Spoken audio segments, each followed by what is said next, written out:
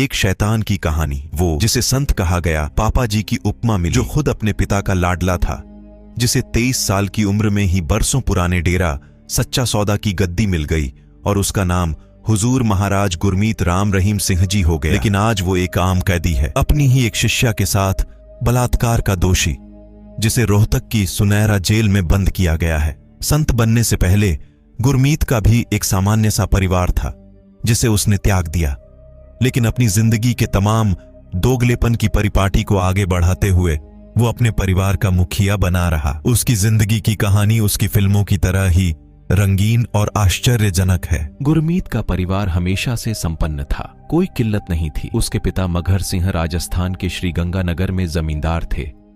मां नसीब कौर पूजा पाठ करने वाली, भगवान से डरने वाली हाउसवाइफ थी। मगहर सिंह अपने शुरुआती दिनों में ही डेरा सच्चा सौदा के संपर्क में आ गए थे। इस डेरे की स्थापना बाबा बलूचिस्तानी बेपरवाह मस्ताना जी ने की थी, जो समाज के पिछड़े और दलित समाज के उन लोगों को आकर्षित करते थे जिन्हें सिख धर्म अपने वादों के मुताबिक समानता नहीं दे पाया। जाट और खत्री सिखों ने कभी इन लोगों को अपने बराबर नहीं माना। मगहर सिंह जाट सिख थे। डेरे में मस्ताना के उत्तराधिकारी बने शाह सतनाम खत्री सिख थे।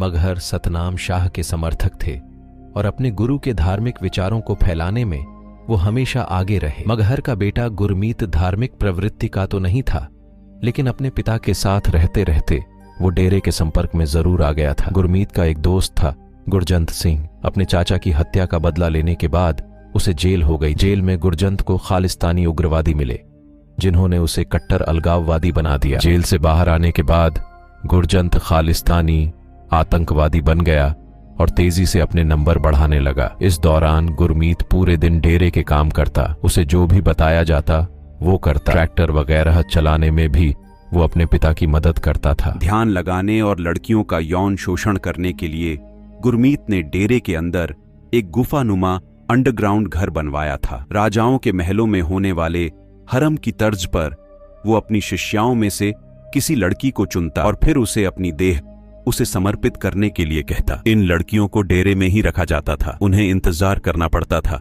कि कब उनकी शादी डेरे के अंदर रहने वाले पुरुष श्रद्धालुओं से करा दी जाएगी। वो पुरुष श्रद्धालु जो गुलामों की तरह गुरमीत के आदेश मानते, डेरे के अंदर बलात्कार किसी गलती की माफी के जैसा होता था। बाद में कुछ महिलाओं ने खुलासा किया कि उन्हें ऐसे महसूस कराया जाता था जैसे उन्हें आशीर्वाद दिया जा रहा हो, लेकिन ऐसा सबके साथ नहीं था। जिन 2 महिलाओं ने गुरमीत के खिलाफ गवाही दी, उनकी कहानी भी कुछ ऐसी ही है।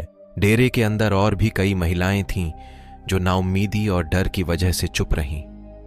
उस राक्षस ने अपनी बेटियों की शादी करके उन्हें अय्याशी की जिंदगी दे दी, लेकिन जिन लड़कियों को अपनी बेटी कहता था उन्हें शिकार बनाया, उनके साथ गुलामों की तरह सलूक किया।